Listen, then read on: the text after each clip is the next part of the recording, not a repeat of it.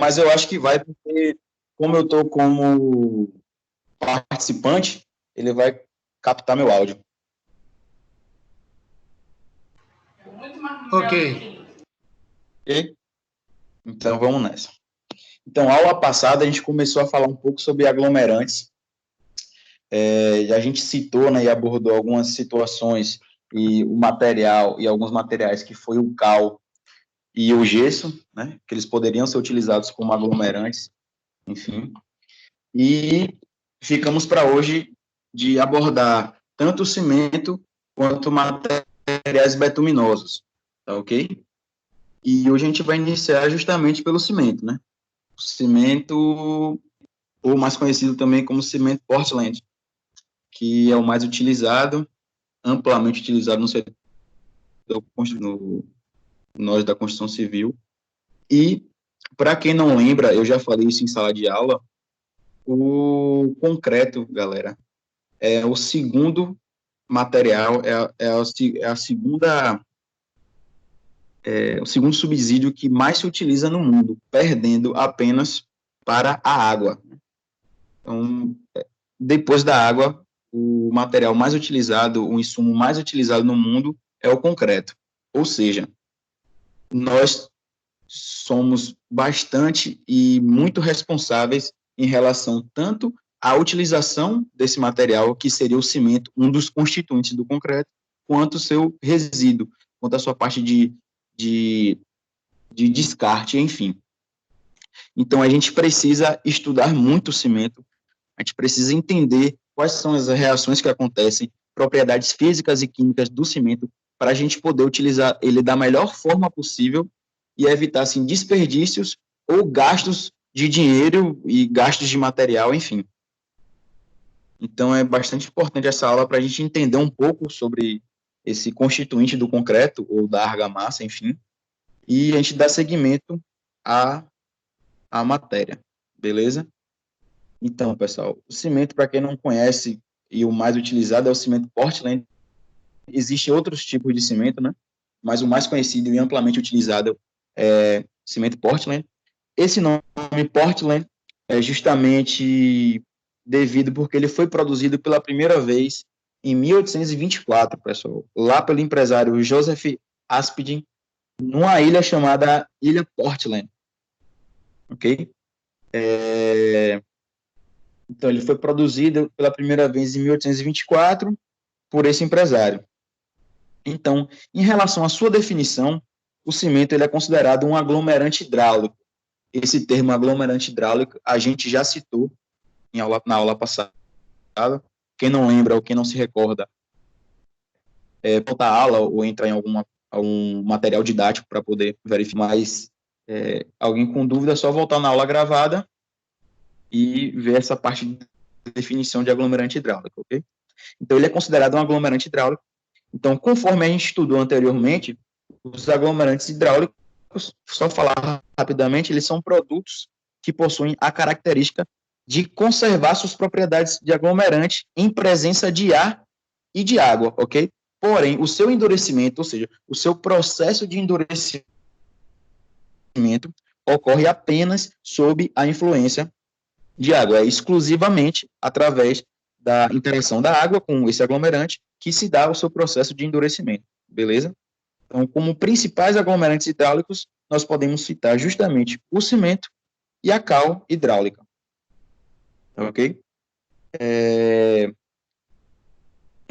O cimento é um aglomerante hidráulico produzido a partir de uma mistura de rocha calcária e argila. Essa rocha calcária mais essa argila, ela vai nos dar justamente essa figura que está mostrando na esquerda, que é justamente o clinker, né? Esse que está um pouco mais avermelhado, é que ele acabou de sair de um processo de clinkerização, né? É um processo em altas temperaturas, que chega a ficar basicamente de rocha calcária, deixa eu ver se eu consigo escrever aqui, de rocha calcária, ele nos dá uma proporção mais ou menos de 75 a 80% na composição, e a argila, ela vai variar de 20 a 25%, obviamente. Okay? Então, essa proporção entre rocha calcária e argila vai nos dar o que nós conhecemos como clinker, que é um dos principais constituintes do cimento. Okay? A calcinação dessa mistura, que é justamente o que eu falei, a clinkerização ou calcinação dessa mistura, vai gerar o clinker, e esse clinker é um produto de natureza granulosa, cuja composição química, pessoal, é constituída essencialmente de silicatos hidráulicos de cálcio. Quem não se lembra do silicatos hidráulico de cálcio, é o que vai justamente, após a sua hidratação, gerar o que nós conhecemos amplamente como CSH.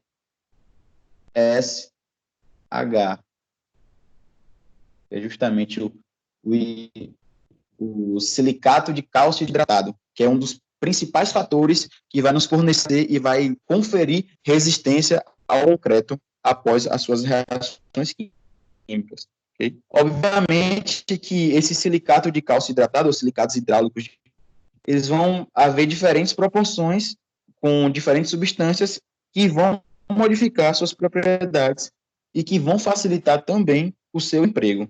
Okay? Então, o cimento, pessoal, quando combinado a outros materiais, como pedra, areia, ou cal, algum aditivo e outros materiais, obviamente, eles formam pastas, como nós já vimos anteriormente. Eles podem formar ou pastas, ou argamassas, ou concretos. Então, dessa forma, o conhecimento de características e propriedades de cada tipo de cimento é de alta importância para a gente poder utilizá-lo da melhor forma possível, como eu falei no início. A gente precisa conhecer qual cimento a gente está trabalhando, que tipo de cimento a gente vai poder empregar para cada tipo de empreendimento, ou para cada tipo de obra, okay? Para justamente potencializar as suas características e fazer com que, após o seu processo de secagem, após a sua cura, ele se comporte da forma que nós queremos naquela determinada situação ou naquele determinado ambiente que nós aplicamos ele. Tá ok? Então, o cimento, basicamente, existem alguns limites de composição de processos ou de componentes químicos dentro do cimento, né? Nós, como essa é uma tabela da norma, e nós podemos perceber que isso, como eu estou falando, é a base dos componentes da composição química do cimento Portland. Então, nós temos o óxido de cálcio, que ele varia de 60% a 67%, ok? O dióxido de silício, o aluminato eu acho que esse AL2O3 a gente considera apenas como aluminato. Não me recordo o nome correto. Mas nós temos os diferentes componentes, diferentes composições químicas e as suas proporções no concreto, ok?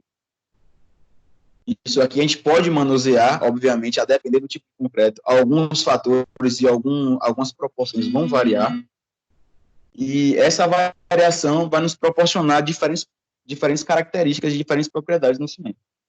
Okay? Então, basicamente, o cimento ele é composto por cal, sílica, né? Esse óxido de cálcio é o que nós conhecemos como cal, a sílica ou dióxido de silício. Eu acho que esse terceiro é aluminato ou é alumina, enfim.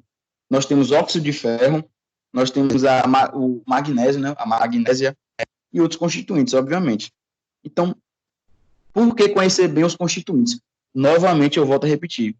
A gente precisa conhecer muito bem para justamente perceber as propriedades finais que o concreto vai nos dar e dos materiais que ele compõe.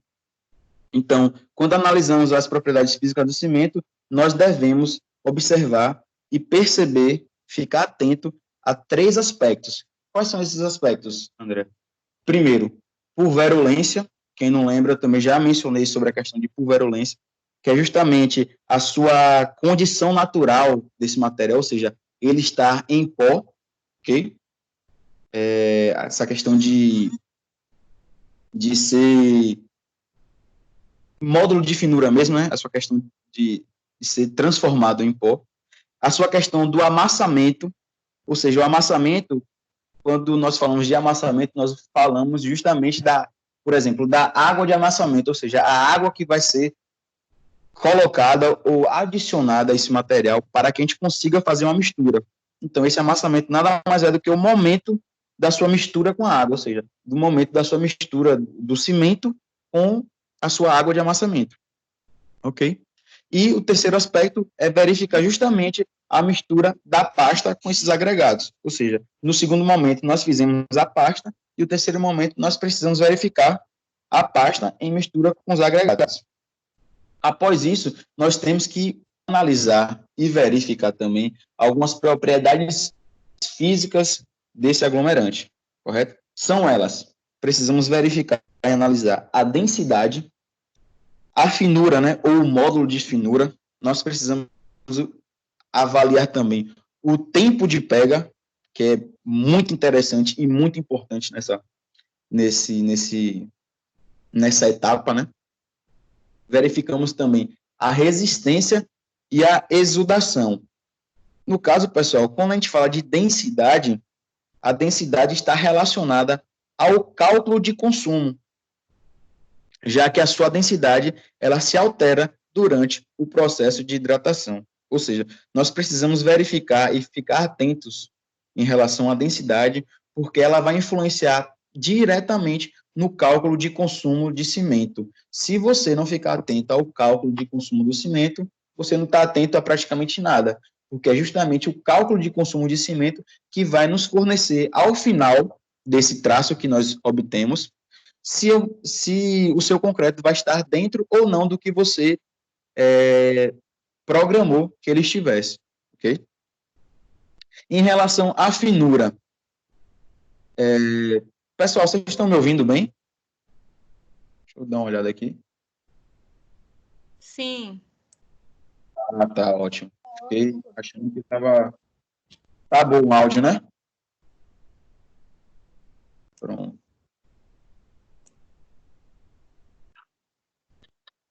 Professor, Oi.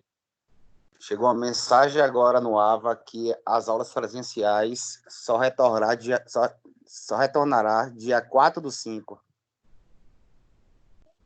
Dia 4/5, né? Isso. Eu não cheguei a ver essa Chegou mensagem, agora não. no AVA pra gente. Recebi no celular. Pra mim chegou dia 2. 2/5. Peguei no AVA, dia 4. Eu recebi no celular dia 2/5. É, dia 2. No AVA, porque dia no que eu tá 2/5, mostrando, dia 4. Dia 2/5, pessoal, é um sábado, viu? Então é isso.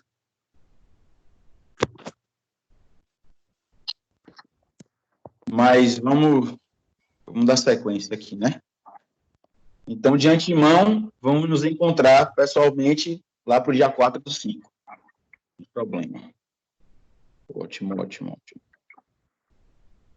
Então, voltando para as propriedades físicas, pessoal, nós temos a densidade, eu falei, ela está relacionada ao cálculo de consumo, e, obviamente, se você não estiver atento ao cálculo de consumo de cimento do seu concreto, ele não vai estar no que nós programamos de acordo com o seu traço, ok? Então, uma densidade mal verificada vai interferir no cálculo de consumo do cimento e, obviamente, vai interferir na questão de resistência, durabilidade, enfim, algumas outras características que nós não podemos, vamos dizer assim, de uma forma mais informal, dar esse mole, né? A gente passar de olho fechado por essa parte. Okay? Módulo de finura, ela está relacionada justamente à sua granulometria, né? A sua questão, a característica de finura mesmo, ou seja, relacionada ao tamanho dos grãos dos seus produtos. E a sua variação, pessoal, vai implicar na variabilidade da velocidade de reação de hidratação. Ou seja, a diferentes tamanhos de grãos vão haver diferentes velocidades de reação de hidratação. E isso vai interferir de forma positiva ou negativa. Obviamente, isso vai ser um fator que você precisa determinar se o seu calor ou se a velocidade de reação de hidratação, você quer que seja rápido ou lenta, para que você consiga dimensionar o módulo ou o tamanho da finura, o tamanho dos grãos que você vai utilizar na questão da escolha do seu produto do cimento, ok? O tempo de pega, importantíssimo também. O tempo de pega nada mais é, galera, que o intervalo que inicia com o fim da trabalhabilidade. Ou seja, a trabalhabilidade é o quê? É você conseguir manusear esse material. E ao fim dessa trabalhabilidade, nós denominamos e chamamos isso de início de pega, até o seu endurecimento, ou solidificação, obviamente. Que esse endurecimento ou solidificação, ele é caracterizado como o fim da pega. Ou seja, conseguiram entender? Olha aqui no gráfico, está mostrando. Deixa eu pegar a caneta aqui novamente. Então, essa parte aqui é toda a questão trabalhável. Ok? Aqui a gente consegue trabalhar a massa, manusear a massa, virar a massa, como a gente pode mencionar. O que muitas pessoas também chamam, né? Vamos virar a massa, vamos... Enfim. Então, até você conseguir trabalhar a massa, até o final dessa trabalhabilidade, ou seja, até o final desse manuseio do material, do concreto, da argamassa, a partir desse final, nós começamos a denominamos isso de início de pega. Ok? Vou botar a seta aqui. Início de pega. Esse início de pega, ele vai ser elevado. Esse processo, né? Esse gap, vamos falar assim. Esse gap, ele vai ser do final da trabalhabilidade até o início do seu enrijecimento, ou endurecimento, ou solidificação. Então, esse gap aqui, ele vai ser justamente o tempo de pega. A parte esquerda vai ser o início da pega e a parte direita vai ser o final dessa pega. Ok? Essa determinação do tempo de pega, a gente pode fazer através da NBR, da norma Mercosul 65 de 2005. E a gente pode utilizar, mais à frente eu vou mostrar, que é esse material aqui, chamado de Vicat, desculpa, chamado de Vicat, mas a gente vai falar um pouco mais sobre isso, beleza? Nós temos também, em relação às propriedades físicas, nós temos a resistência, como todo mundo já sabe, a resistência mecânica dos cimentos, ela é realizada através da ruptura dos corpos de prova por compressão. Quem não lembra, nós podemos, e nós devemos, não só podemos, nós devemos fazer essa verificação da resistência mecânica.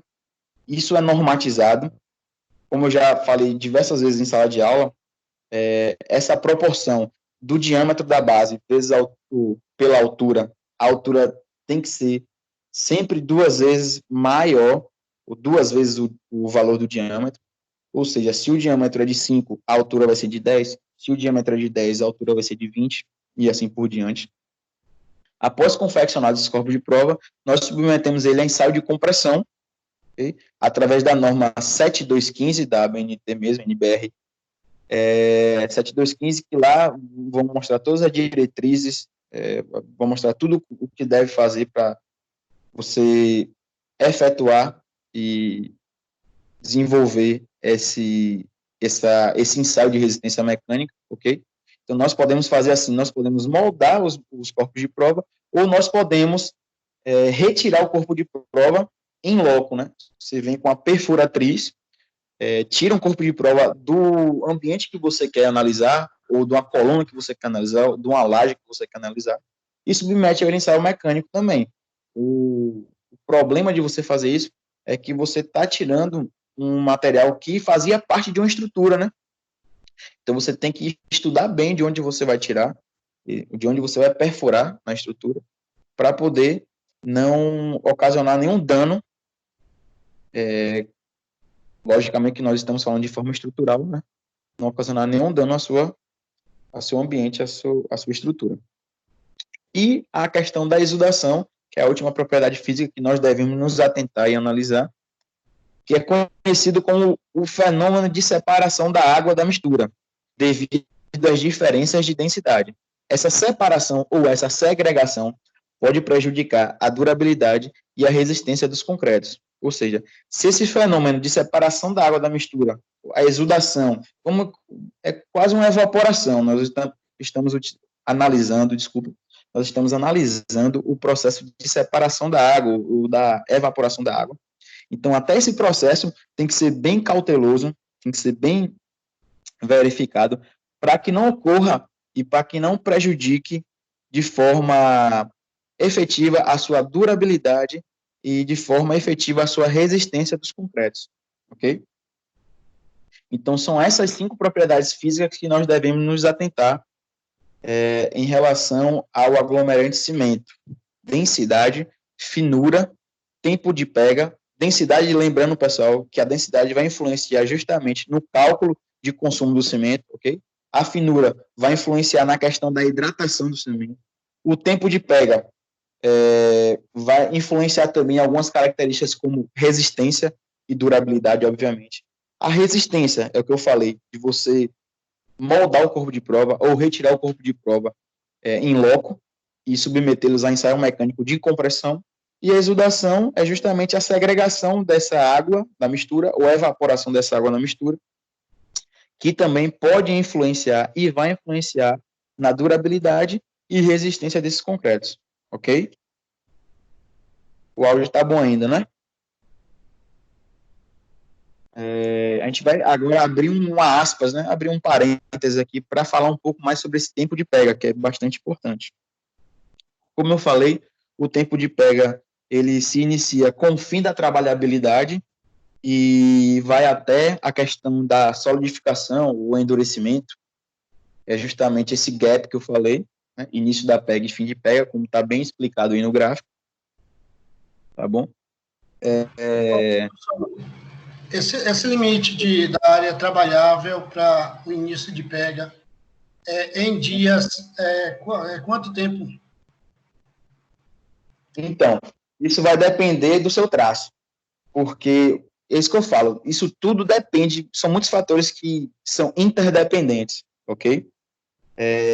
A depender do seu consumo de cimento, a depender da quantidade de areia que você está utilizando, a depender do módulo de finura de areia, esse tempo de pega ele vai variar. Geralmente, quando eu vou fazer um traço, geralmente eu coloco para bater, né, para ficar virando na betoneira lá, eu estipulo um tempo. Eu olho primeiro, faço o primeiro traço e coloco. E, como eu falei, aquele olho clínico, né? Eu, às vezes, bato 2, 3 minutos e vejo que já incorporou bem, já você misturou bem.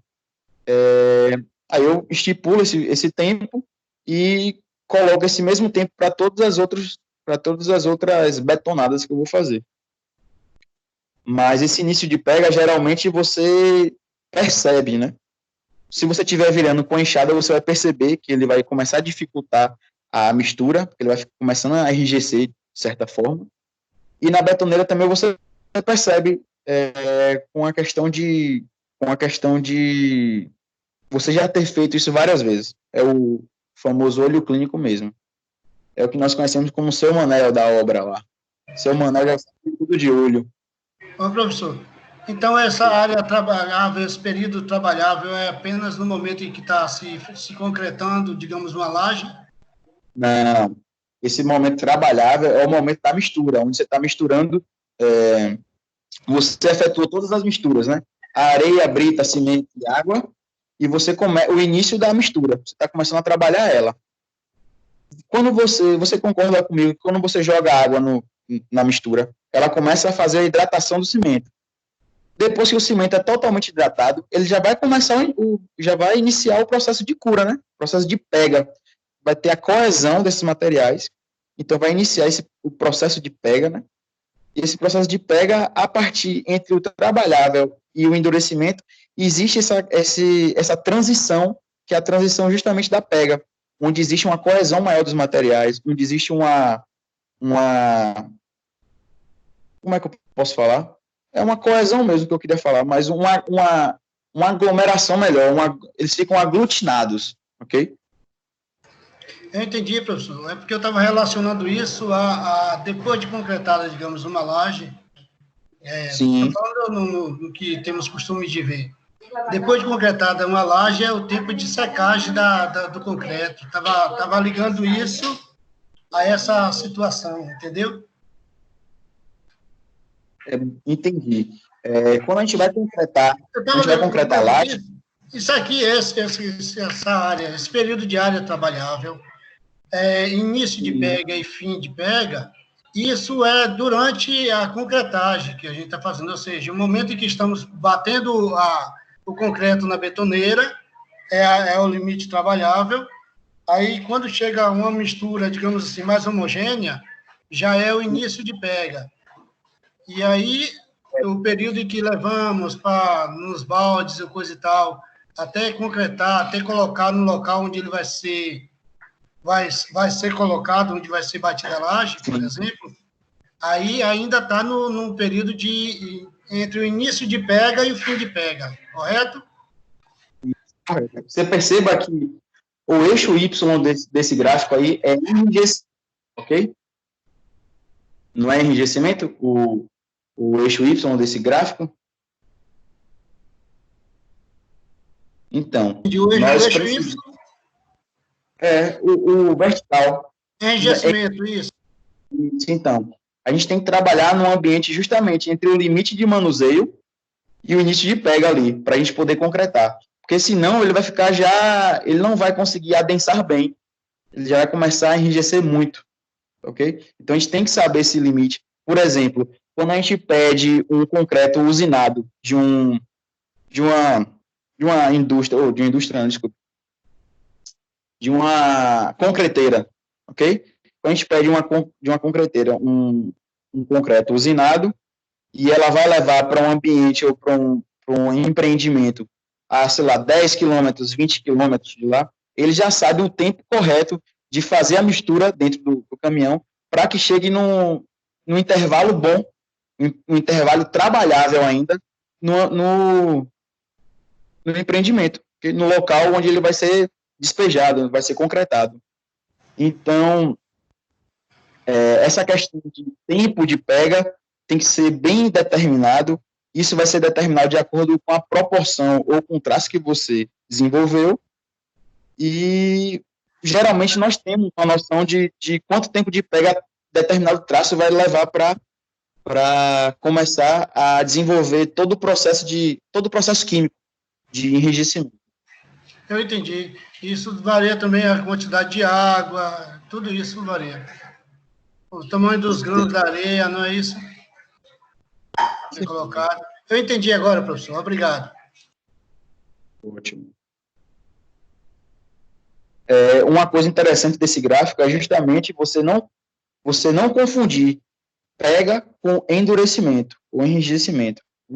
O fim da pega, pessoal, significa que a mistura ou a pasta, ela não pode mais ser manuseada. Okay? Então, essa parte aqui, ó, eu estou grifando aqui agora, é o fim, vou fazer outra seta aqui, é o fim da pega. Deixa eu ver se vai aparecer para vocês. Aí apareceu agora. Essa parte é o fim da pega, ok? Então, a pasta ou a mistura, ela não pode ser mais manuseada. E terminando essa fase, inicia-se o endurecimento, como está mostrando no gráfico. Apesar de, no fim da pega, a pasta já ter uma resistência, é durante o endurecimento que os ganhos de resistência são significativos. Ou seja, durante a pega, você vê que existe um endurecimento, de certa forma, crescente. Okay? Já existe, sim. Ele já começa a haver uma resistência, já começa a ter um ganho de resistência tranquilamente. Mas esse ganho de resistência não é significativo. Só vai ser significativo após essa fase do fim da pega, onde ele fica, de certa forma, mais rígido, mais duro, e esses ganhos de resistência vão ser mais efetivos. Então, de acordo com o tempo que o aglomerante desenvolve e faz com que aconteça a pega na pasta, a gente pode classificar esses aglomerantes nesses três tipos. O aglomerante de pega rápida, o aglomerante de pega semi-rápida e o aglomerante de pega normal. Quando a pasta inicia sua solidificação, o seu endurecimento, o seu enrijecimento, no intervalo de tempo inferior a 30 minutos, nós consideramos esse aglomerante de pega rápida, ok? Quando a pasta inicia esse enrijecimento, endurecimento ou solidificação, no intervalo entre 30 e 60 minutos, nós consideramos eles como aglomerante de pega semi-rápida, e nós temos também o aglomerante de pega normal. Ele vai variar de 60 minutos a 6 horas. Geralmente, quando nós utilizamos e fazemos os traços normais, quando a gente molda um corpo de prova, as normas já nos falam que a gente precisa ou já pode desmoldar esse material após 24 horas. Obviamente que existem alguns cimentos, por exemplo, o cimento CP5 ARE, né, que é de alta resistência inicial, ou alguns outros tipos de cimento com aditivos, ou você utilizar até um aditivo externo, você pode até desmoldar esses materiais, ou esses corpos de prova, você pode desmoldá-los em minutos, como aqui está mostrando, né? O aglomerante de pega rápida, por exemplo, você pode desmoldá-lo em 30 minutos, que ele já começou o seu endurecimento. Então, o tempo de pega ele pode ser determinado, obviamente, no caso do cimento, através do aparelho Vicat, que é esse aparelho aqui, que você faz com que essa agulha penetre no material, e a partir desses valores que vai ser informada no equipamento, você consegue determinar o início da pega do material, obviamente. Se a agulha resistir mais para entrar na mistura ali, ele vai fornecer um valor maior. Se a agulha penetrar de uma forma mais tranquila no material, ele vai fornecer um valor menor. E isso vai ser correlacionado ao seu tempo de pega. Okay? Diversos fatores, galera, vai influenciar no tempo de pega.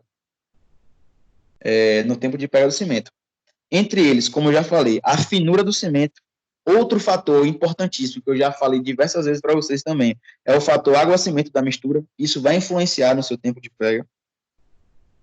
Além de que a gente pode variar em relação aos aditivos. Esses aditivos podem acelerar ou podem retardar esse início, sem que haja prejuízos para o material. Por exemplo, como eu mencionei, quando a gente faz nós encomendamos um material ou um concreto numa concreteira, e esse material e esse concreto usinado vai percorrer longas distâncias, nós podemos colocar um aditivo para retardar a pega, para que o material chegue lá numa faixa ainda trabalhável, num gap trabalhável, para que não tenha nenhum prejuízo, para que não tenha nenhuma injúria em relação ou subtração de resistência, ou subtração de durabilidade desse material que vai ser empregado no ambiente que nós vamos trabalhar, ou que nós vamos aplicar esse concreto ou essa mistura. Okay? Em relação às propriedades químicas, nós temos e precisamos analisar a estabilidade, o calor de hidratação e a resistência a agentes agressivos, né? Faltou o S ali do agente, mas tudo bem. Quando a gente fala de estabilidade, pessoal, a estabilidade é uma característica relacionada à eventual ocorrência de expansões volumétricas após o endurecimento. Ou seja, nós precisamos nos atentar e verificar a questão de você conseguir, ou do material conseguir expandir. Quando a gente fala expandir, é expansão de parte volumétrica, né? Em centímetros cúbicos ou milímetros cúbicos, enfim, após o seu endurecimento. Então, nós precisamos nos atentar à estabilidade desse material. Porque nós sabemos, se ele expandir muito, vai começar a haver o quê? Vai começar a haver trincas e, posteriormente, fissuras. Enfim, isso é algo que a gente não quer, não deseja, porque vai interferir diretamente na resistência desse material, desse concreto.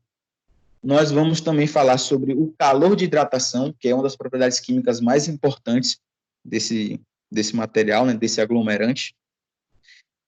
No processo de endurecimento, pessoal, a gente precisa, e é importante considerar, o calor que é produzido pelas reações de hidratação. E seu resfriamento rápido pode causar o aparecimento também de trincas e fissuras, ou seja, nós temos que considerar quanto calor vai ser gerado após essa reação ser iniciada devido à mistura da água e do cimento. E seu resfriamento também, a gente precisa controlar e verificar para que esse resfriamento também não seja rápido, causando o aparecimento de trincas e fissuras.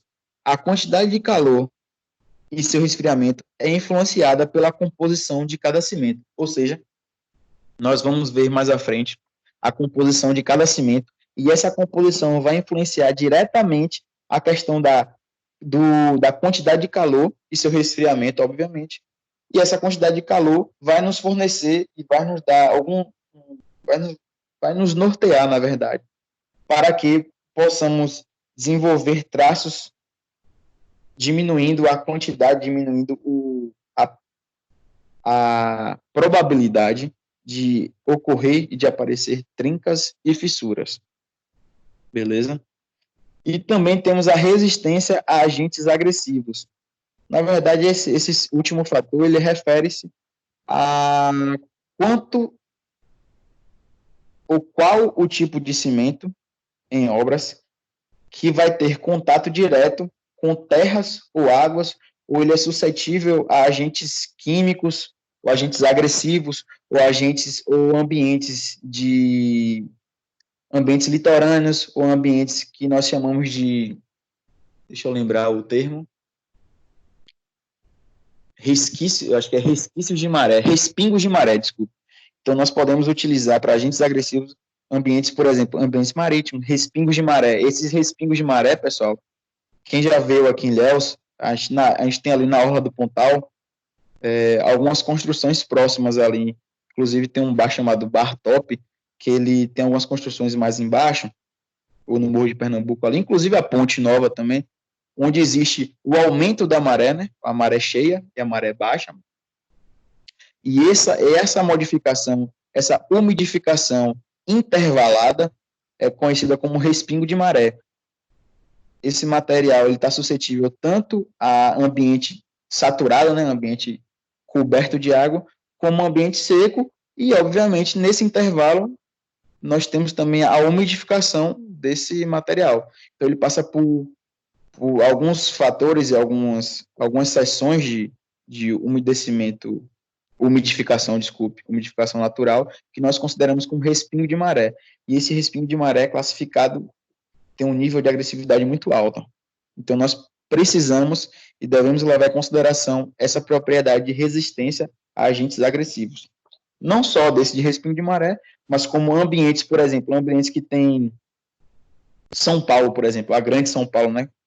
A selva de pedra mesmo, ela é muito poluída, tem uma concentração muito grande de poluição, isso também vai interferir, isso vai ser um agente muito agressivo para ambientes, principalmente, ou estruturas, principalmente estrutura de concreto armado. Eu acho que eu mencionei também para vocês em sala de aula que existem patologias muito bem definidas e bastante avançadas já em questões de viadutos e pontes onde pessoas e famílias moram embaixo, que eles urinam na parte dos pilares, e a urina contém ações químicas que começam a corroer tanto a parte do concreto e, obviamente, vai entrar na parte da armadura. Então, são fatores que vão agir de forma agressiva, né, para essa estrutura. Então, nós precisamos nos atentar novamente para resistência a agentes agressivos, não só naturais, como artificiais. Beleza? Aqui é o processo lindo que acontece, o calor de hidratação ou a questão de hidratação das partículas de cimento. Nós podemos ver a partícula de cimento aqui, nessa primeira parte. Na etapa 1, existe a interação da água com o silicato hidráulico de cálcio, ok? Vai formar um silicato de cálcio hidratado e, obviamente, vai formar o gel, aqui o que eu falei na etapa 2, o CSH, já formando o silicato de cálcio hidratado na parte exterior dessa partícula de cimento. Isso, vocês podem ver também embaixo, tem um tempo, né? Esse silicato de cálcio hidratado, após 10 horas, já começa a se formar. Depois de 18 horas, já começam a formação de alguns cristais. Esses cristais vão fazer com que... Cristais ou também algumas pessoas, como eles se parecem na microscopia eletrônica de varredura, nós podemos perceber que eles se parecem com algumas agulhas. O pessoal chama de cristais ou agulhas que se aglomeram a partir da formação, a partir da interação da água com as partículas de cimento. Após de 1 a 3 dias, na etapa 4, nós podemos ver essa aglomeração um pouco mais constante, né, e um pouco mais efetiva. De 1 a 3 dias, você vê que já tem um endurecimento, um enrijecimento um pouco melhor. Então, a partir desse tempo de 24 horas, a norma geralmente já informa que nós podemos desmoldar esse material, desmoldar a argamassa ou o concreto que foi moldado. E na etapa 5, nós vemos que o CSH já está de forma mais intrínseca, né? Mais no interior do material. Obviamente, isso vão durar alguns anos para que esse material ele venha a garantir e tenha conferência de resistência que ele foi programado. A programação de resistência, ele tem que bater nos 28 dias, como todo mundo já sabe, né?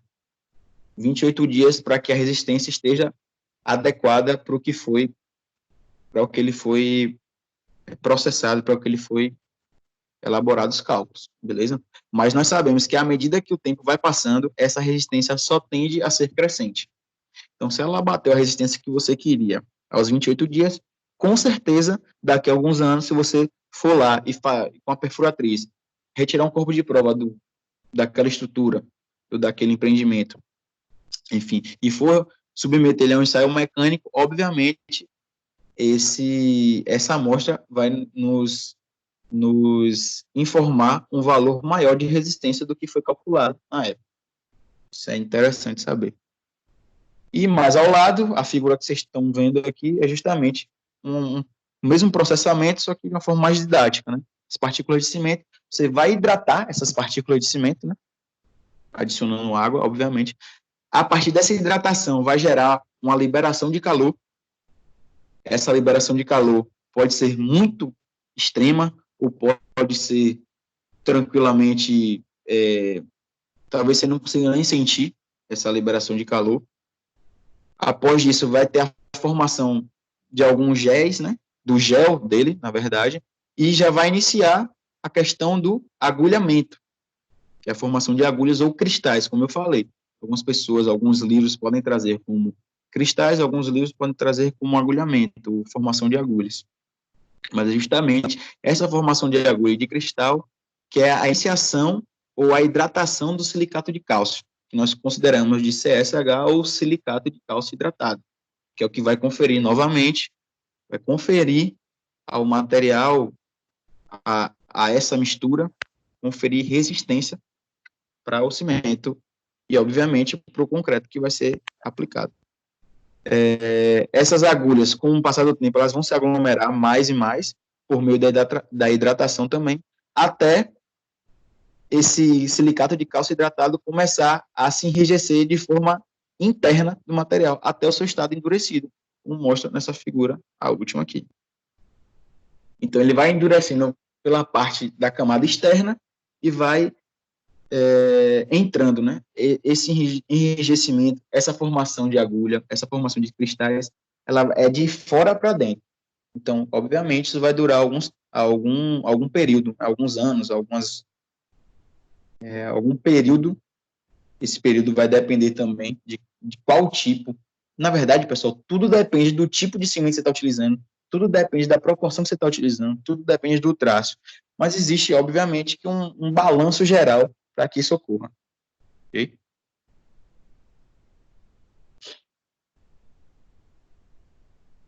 Essa tabela aqui é a tabela de classe de agressividade ambiental, ou conhecida como CAA. Essa tabela é da 6118 de 2014, e ela vai nos fornecer justamente a classe de agressividade, e essa classe de agressividade vai nos fornecer também a camada passivadora que nós precisamos utilizar em concreto armado. Okay? Classe de agressividade 1 nós consideramos como uma classe de agressividade fraca, ou seja, um ambiente rural, um ambiente submerso, porque não vai ter uma interação muito submersa, que eu falo, obviamente, em águas que não são águas marítimas, né? Porque águas marítimas nós sabemos que tem uma concentração muito grande de cloreto, enfim, e ele vai interferir bastante na questão da patologia do concreto e da armadura. Então, o risco de deterioração da estrutura nós consideramos como insignificante. Classe de agressividade 2, uma classe moderada, nós temos classificada como a gente aqui, Jequié, Ilhéus, pessoal mais do interior, ou enfim, que não tem uma concentração muito grande de indústria, não tem uma concentração muito grande de movimentação, de poluição, ok? Um risco de deterioração de estrutura, esse risco é pequeno, considerado pequeno. Nós temos a classe de agressividade 3, inclusive aqui em Ilhéus, a depender de onde você vai construir, a classe de agressividade ela vai variar entre 2, 3 e 4. Então, você tem que você precisa, na verdade, verificar muito bem onde você vai construir, qual a camada passivadora que você vai utilizar e ficar atento à questão da norma para que esteja dentro dos padrões e não possua nenhuma irregularidade enquanto a segurança do empreendimento ou da obra que você vai realizar. Então, nós temos a classe de agressividade 3, uma agressividade forte, né? Nós classificamos ela em relação ao tipo de ambiente. Aí vai ser a marinha ou industrial, e o risco de deterioração dessa estrutura é muito grande. E a classe de agressividade ambiental 4, que é o que eu falei anteriormente, ela é muito forte, ela também vai ser industrial e respingo de maré. Este industrial, quando eu falo industrial, pessoal, é remetendo à questão de grandes quantidades de indústria em um ambiente, por exemplo, São Paulo. Vocês puderam perceber que após essa pandemia, até o ar de São Paulo, existem fotos comparativas mostrando a diferença e a evolução que teve em termos de poluição.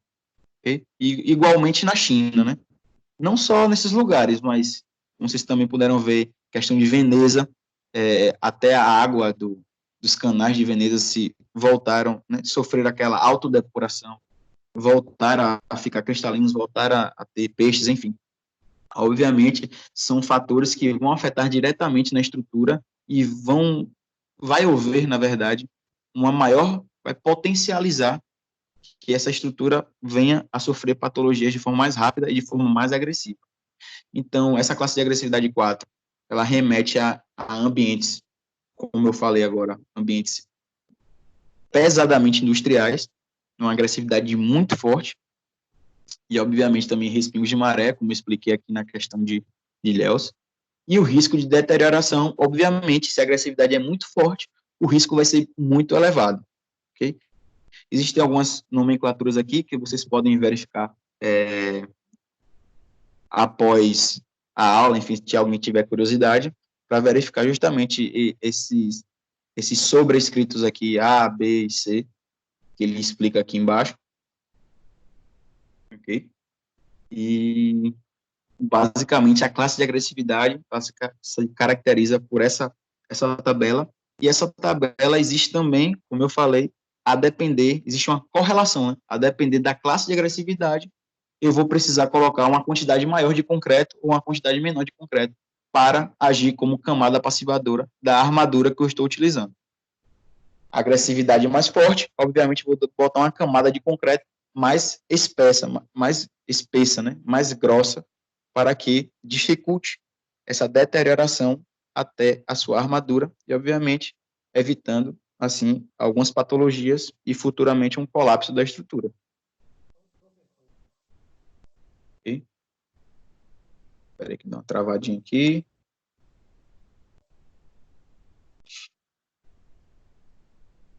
Pronto. Deixa eu voltar aqui para vocês.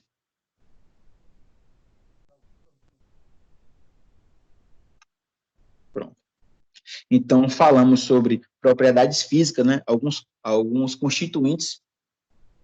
Quando eu falo constituintes, é questão de, quimicamente falando, obviamente, propriedades físicas, que foi a questão da densidade, finura, tempo de pega, resistência e exudação. Falamos agora também sobre as propriedades químicas, que foi a estabilidade, o calor de hidratação e a resistência aos agentes agressivos. Falar um pouco agora sobre o processo de fabricação. A fabricação do cimento passa basicamente por duas fases. A primeira, relacionada à produção de um produto intermediário, e a segunda, a pulverização e acréscimo de aditivos. Justamente a seguir, quando eu falo aqui a seguir, é mais o mais o fluxograma do que acontece em relação às etapas. Primeiramente, existe a extração do calcário e da argila, lembrando que o calcário e a argila vai formar o que nós chamamos de clinker, ok? Depois ele vai passar pela britagem. Após a britagem, existe o depósito e a pré-homogeneização desse material já britado. Depois existe a dosagem. Quando eu falo dosagem, que o cimento ele é composto de vários constituintes químicos. Então existe uma dosagem correta para cada tipo de cimento. Cimento CP1, CP2, CP3, e a depender das suas subclassificações, essa dosagem vai ser diferente. Depois passa pelo moinho chamado moinho de cru, que ele dá uma moída maior nesse material, ok? Depois ele vai para os silos de homogeneização.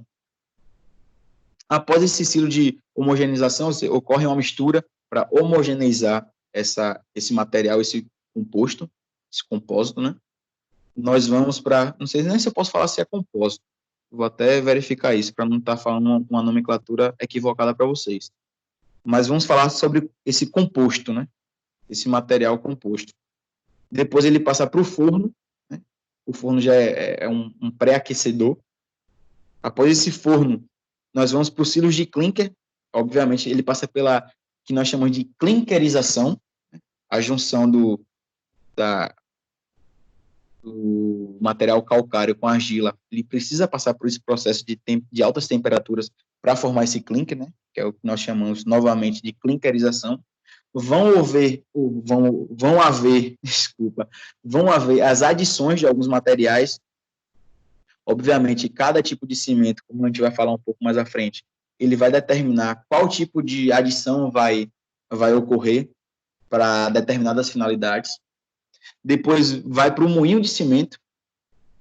Após esse moinho de cimento, vai para o silo de cimento. E após isso, vai para o ensacamento, expedição e, obviamente, a comercialização desse material, né? Pode ser a granel ou em sacos de 25 quilos, de 50 quilos, enfim. Isso vai depender, mas o processo de fabricação é basicamente esse do concreto, ou do concreto não, desculpa, do cimento, né, desse aglomerante. Deixa eu ver se está passando aqui para vocês ainda.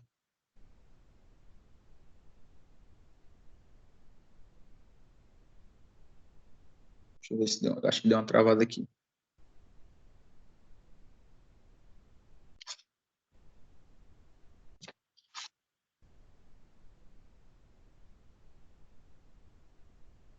Deixa eu ver se destrava aqui, pessoal.